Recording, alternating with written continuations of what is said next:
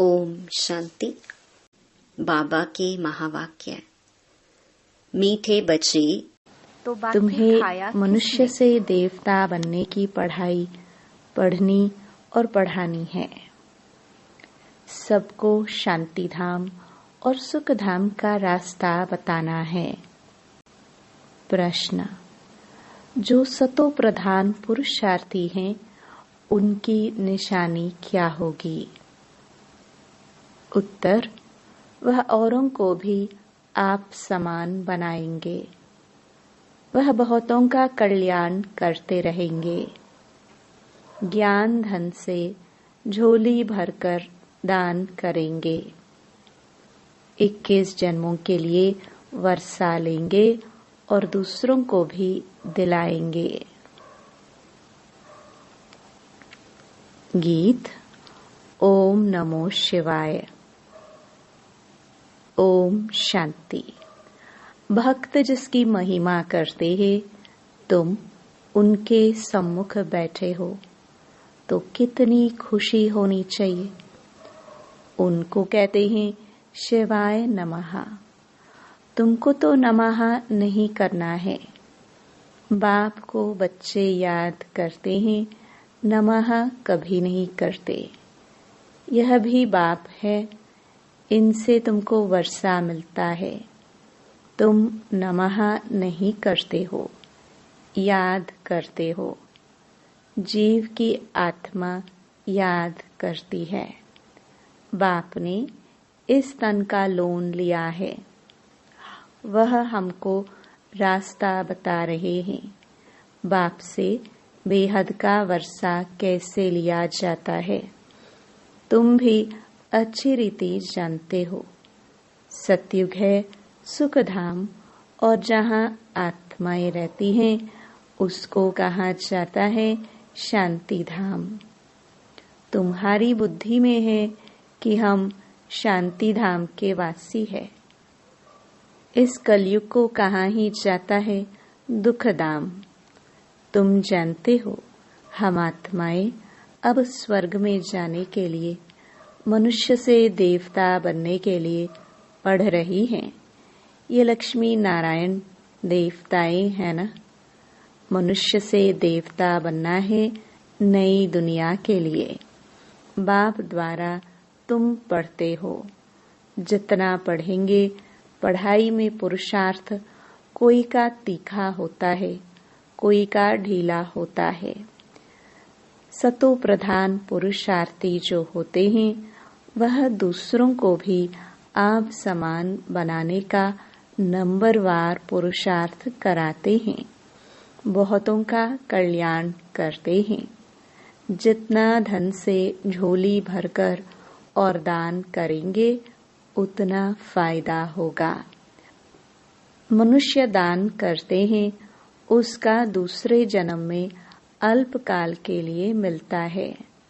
उसमें थोड़ा सुख, बाकी तो दुख ही दुख है। तुमको तो 21 जन्मों के लिए स्वर्ग के सुख मिलते हैं।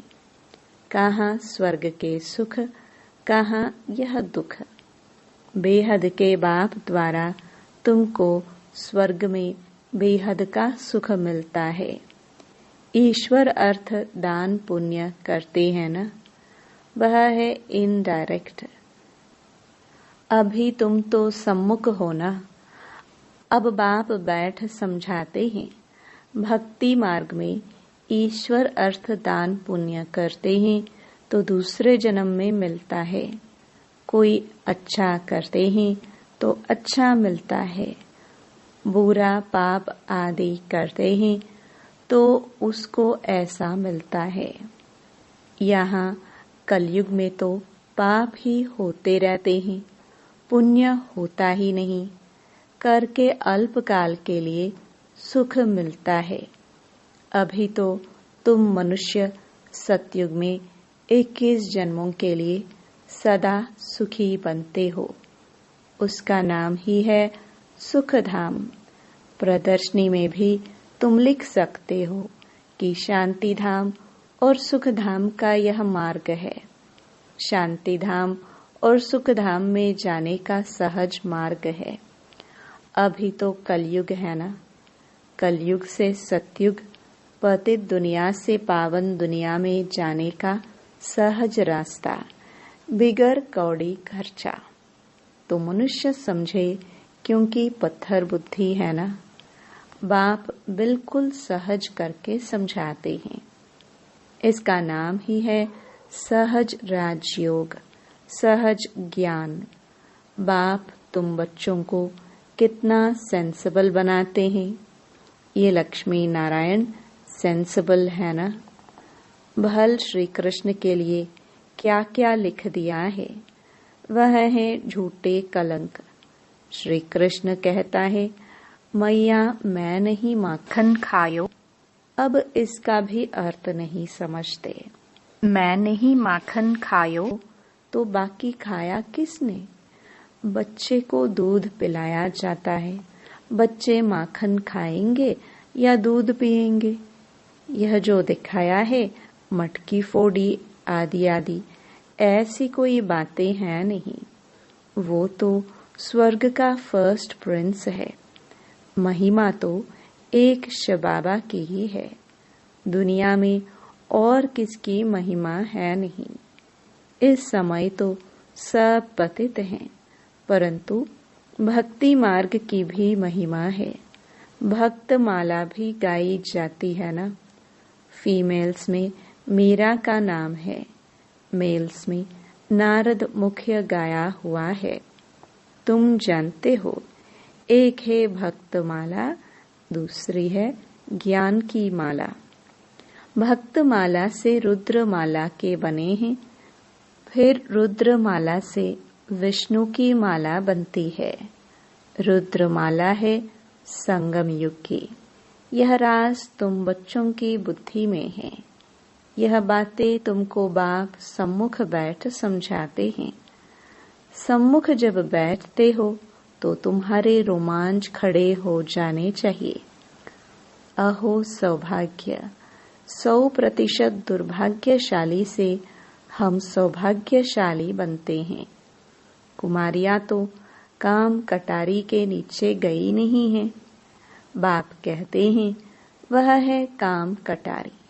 ज्ञान को भी कटारी कहते हैं।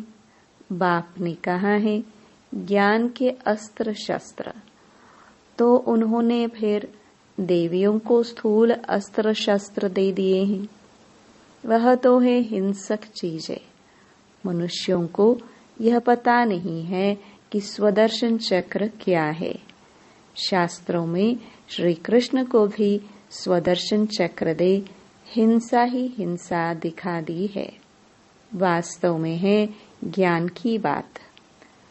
तुम अभी स्वदर्शन चक्रधारी बने हो, उन्होंने फिर हिंसा की बात दिखा दी है। तुम बच्चों को अब स्व अर्थात चक्र का ज्ञान मिला है।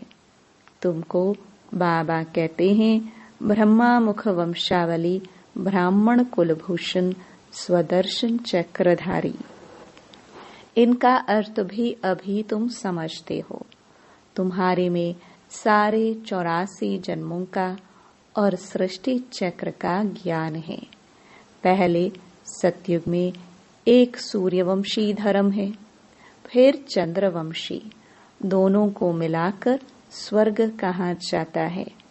यह बातें तुम्हारे में भी नंबरवार सबकी बुद्धि में है। जैसे तुमको बाबा ने पढ़ाया है, वह पढ़कर होशियार हुए हो। अब तुमको फिर औरों का कल्याण करना है, स्वदर्शन चक्रधारी बनना है। जब तक ब्रह्मा मुख वंशावली नहीं बने तो शिव बाबा से वर्षा कैसे लेंगे? अभी तुम बने हो ब्राह्मण, वर्षा शिव बाबा से ले रहे हो। यह भूलना नहीं चाहिए, पॉइंट नोट करनी चाहिए। यह सीढ़ी है 84 जन्मों की। सीढ़ी उतरने में तो सहज होती है। जब सीढ़ी चढ़ते हैं तो कमर को हाथ दे कैसे चढ़ते हैं, परंतु लिफ्ट भी है। अभी बाबा आते ही हैं तुमको लिफ्ट देने। सेकंड में चढ़ती कला होती है। अब तुम बच्चों को तो खुशी होनी चाहिए कि हमारी चढ़ती कला है। मोस्ट बिलवड बाबा मिला है। उन जैसी प्यारी चीज कोई होती नहीं। साधु संत आदि जो भी हैं सब उस एक माशूक को याद करते हैं। सभी उनके आशिक हैं, परंतु वह कौन है यह कुछ भी समझते नहीं हैं। सिर्फ सर्वव्यापी कह देते हैं। तुम अभी जानते हो कि शिव बाबा हमको इन द्वारा पढ़ाते हैं। शिव बाबा को अपना शरीर तो है नहीं, वह है परम आत्मा। परम आत्मा माना परमात्मा, जिसका नाम है शिव। बाकी सब आत्माओं के शरीर पर नाम अलग अलग पड़ते हैं। एक ही परम आत्मा है जिसका नाम शिव है। फिर मनुष्यों ने अनेक नाम रख दिए हैं, भिन्न भिन्न मंदिर बनाए हैं। अभी तुम अर्थ समझते हो। बॉम्बे में बबूरी नाथ का मंदिर है। इस समय तुमको कार्टून से फूल बनाते हैं, विश्व के मालिक बनते हो। तो पहली बात मुख्य यह है कि हम आत्माओं का बाप एक है। उनसे ही भारतवासियों का वर्षा मिलता है। भारत के यह लक्ष्मी नारायण मालिक है ना। चीन के तो नहीं है ना। चीन के होते तो शक्ल ही और होती। यह है ही भारत के। पहले पहले गोरे फिर सांवरे बनते हैं। आत्मा में ही खाद पड़ती है, सांवरी बनती है। मिसाल सारा इनके ऊपर है। भ्रमरी कीड़े को चेंज कर आप समान बनाती है। सन्यासी क्या चेंज करते हैं? सफेद कपड़े वाले को गेरू कपड़े पहनाकर माथा मुड़ा देते हैं। तुम तो यह ज्ञान लेते हो, ऐसे लक्ष्मी नारायण जैसा शोभनीक बन जाएंगे। अभी तो प्रकृति भी तमो प्रधान है, तो यह धरती भी तमो प्रधान है, नुकसान कारक है। आसमान में तूफान लगते हैं, कितना नुकसान करते हैं, उपद्रव होते रहते हैं। अभी इस दुनिया में है परम दुख, वहां फिर परम सुख होगा। बाप परम दुख से परम सुख में ले जाते हैं। इनका विनाश होता है, फिर सब सतो प्रधान बन जाता है। अभी तुम पुरुषार्थ कर जितना बाप से वर्षा लेना है उतना ले लो, नहीं तो पिछाड़ी में पश्चाताप करना पड़ेगा। बाबा आया परंतु हमने कुछ नहीं लिया। यह लिखा हुआ है, भंबोर को आग लगती है तब कुंभकर्ण की नींद से जागते हैं, फिर हाय हाय कर मर जाते हैं। हाय हाय के बाद फिर जय जयकार होगी। कलयुग में हाय हाय है ना, एक दो को मारते रहते हैं, बहुत ढेर के ढेर मरेंगे। कलयुग के बाद फिर सतयुग जरूर होगा। बीच में यह है संगम, इसको पुरुषोत्तम युग कहा जाता है। बाप तमो प्रधान से सतो प्रधान बनने की युक्ति अच्छी बताते हैं। सिर्फ कहते हैं मुझे याद करो और कुछ भी नहीं करना है। अभी तुम बच्चों को माथा आदि भी नहीं टेकना है। बाबा को कोई हाथ जोड़ते हैं तो बाबा कहते ना तो तुम आत्मा को हाथ है ना बाप को, फिर हाथ किसको जोड़ते हो? कलयुगी भक्ति मार्ग का एक भी चिन्ह नहीं होना चाहिए। हे आत्मा, तुम हाथ क्यों जोड़ती हो? सिर्फ मुझ बाप को याद करो। याद का मतलब कोई हाथ जोड़ना नहीं है। मनुष्य तो सूर्य को भी हाथ जोड़ेंगे, कोई महात्मा को भी हाथ जोड़ेंगे। तुमको हाथ जोड़ना नहीं है। यह तो मेरा लोन लिया हुआ तन है, परंतु कोई हाथ जोड़ते हैं तो रिटर्न में जोड़ना पड़ता है। तुमको तो यह समझना है कि हम आत्मा है, हमको इस बंधन से छूटकर अब वापस घर जाना है। इनसे तो जैसे नफरत आती है, इस पुराने शरीर को छोड़ देना है। जैसे सर्प का मिसाल है, भ्रमरी में भी कितना अकल है जो कीड़े को भ्रमरी बना देती है। तुम बच्चे भी जो विषय सागर में गोते खा रहे हैं, उनको उससे निकाल क्षीर सागर में ले जाते हो। अब बाप कहते हैं, चलो शांति धाम। मनुष्य शांति के लिए कितना माथा मारते हैं। सन्यासियों को स्वर्ग की जीवन मुक्ति तो मिलती नहीं। हाँ, मुक्ति मिलती है। दुख से छूट शांति धाम में बैठ जाते हैं। फिर भी आत्मा पहले पहले तो जीवन मुक्ति में आती है, पीछे फिर जीवन बंध में आती है। आत्मा सतो प्रधान है, फिर सीढ़ी उतरती है। पहले सुख भोग, फिर उतरते उतरते तमो प्रधान बन पड़े हैं। अब फिर सबको वापस ले जाने के लिए बाप आए हैं। बाप कहते हैं, मुझे याद करो तो तुम पावन बन जाएंगे। बाप ने समझाया है, जिस समय मनुष्य शरीर छोड़ते हैं तो उस समय बड़ी तकलीफ भोगते हैं, क्योंकि सजाएं भोगनी पड़ती हैं। जैसे काशी कलवट खाते हैं, क्योंकि सुना है शिव पर बलि चढ़ने से मुक्ति मिल जाती है। तुम अभी बलि चढ़ते हो ना, तो भक्ति मार्ग में भी फिर वह बातें चलती है, तो शिव पर जाकर बलि चढ़ते हैं। अब बाप समझाते हैं, वापस तो कोई जा नहीं सकते। हाँ, इतना बलिहार जाते हैं तो पाप कट जाते हैं, फिर हिसाब किताब नए सिर शुरू होता है। तुम इस सृष्टि चक्र को जान गए हो। इस समय सबकी उतरती कला है। बाप कहते हैं, मैं आकर सर्व की सद्गति करता हूँ, सबको घर ले जाता हूँ। पतितों को तो साथ नहीं ले जाऊंगा। इसलिए अब पवित्र बनो तो तुम्हारी जोत जग जाएगी। शादी के टाइम स्त्री के माथे पर मटकी में जोत जगाते हैं।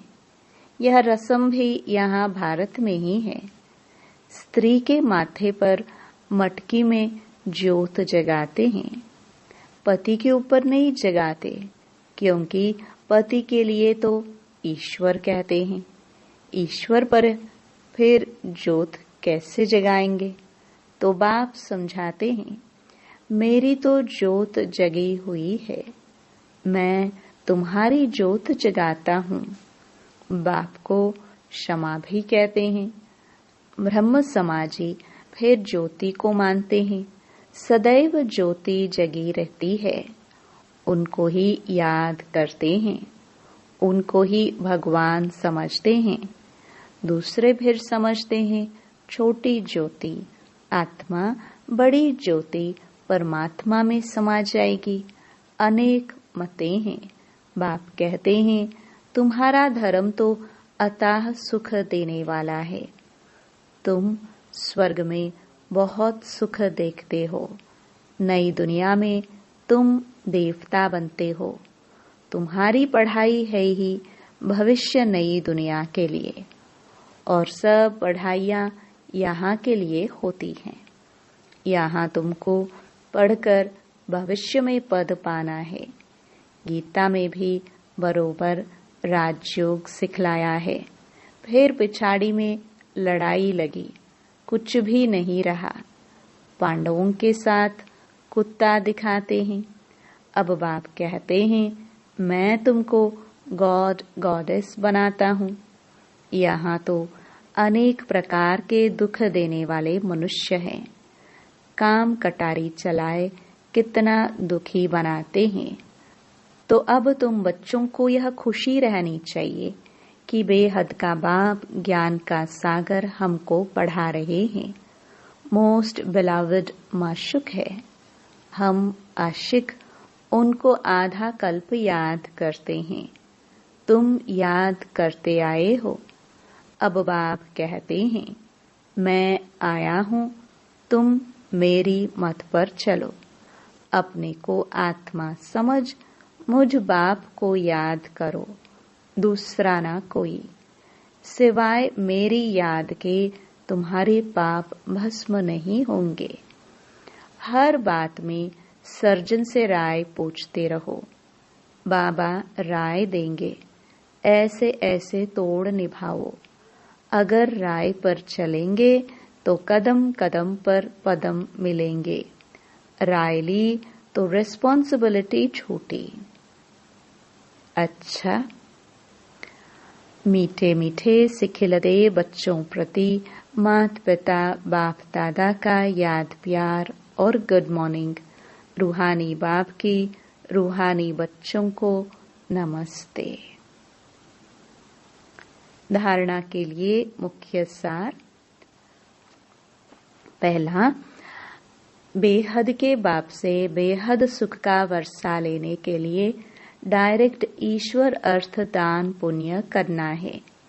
ज्ञान धन से झोली भरकर सबको देना है। दूसरा, इस पुरुषोत्तम युग में स्वयं को सर्व बंधनों से मुक्त कर जीवन मुक्त बनना है। भ्रमरी की तरह भो भो कर आप समान बनाने की सेवा करनी है। वरदान, सर्व प्राप्तियों के अनुभव द्वारा पावरफुल बनने वाले सदा सफलता मूर्त भव। जो सर्व प्राप्तियों के अनुभवी मूर्त हैं वह पावरफुल है। ऐसी पावरफुल सर्व प्राप्तियों की अनुभवी आत्माएं ही सफलता मूर्त बन सकती हैं, क्योंकि अभी सर्व आत्माएं ढूंढेंगी कि सुख शांति के मास्टर दाता कहाँ हैं। तो जब आपके पास सर्व शक्तियों का स्टॉक होगा तब तो सबको संतुष्ट कर सकेंगे। जैसे विदेश में एक ही स्टोर से सब चीजें मिल जाती हैं, ऐसे आपको भी बनना है। ऐसे नहीं सहन शक्ति हो, सामना करने की नहीं, सर्व शक्तियों का स्टॉक चाहिए, तब सफलता मूर्त बन सकेंगे। स्लोगन, मर्यादाएं ही ब्राह्मण जीवन के कदम है। कदम पर कदम रखना माना मंजिल के समीप पहुंचना। अव्यक्त इशारे, सत्यता और सभ्यता रूपी कल्चर को अपनाओ। आजकल कोई कोई एक विशेष भाषा यूज करते हैं कि हमसे असत्य देखा नहीं जाता, असत्य सुना नहीं जाता, इसलिए असत्य को देख झूठ को सुन करके अंदर में जोश आ जाता है। लेकिन यदि वह असत्य है और आपको असत्य देखकर जोश आता है तो वह जोश भी असत्य है ना। असत्यता को खत्म करने के लिए स्वयं में सत्यता की शक्ति धारण करो। ओम शांति।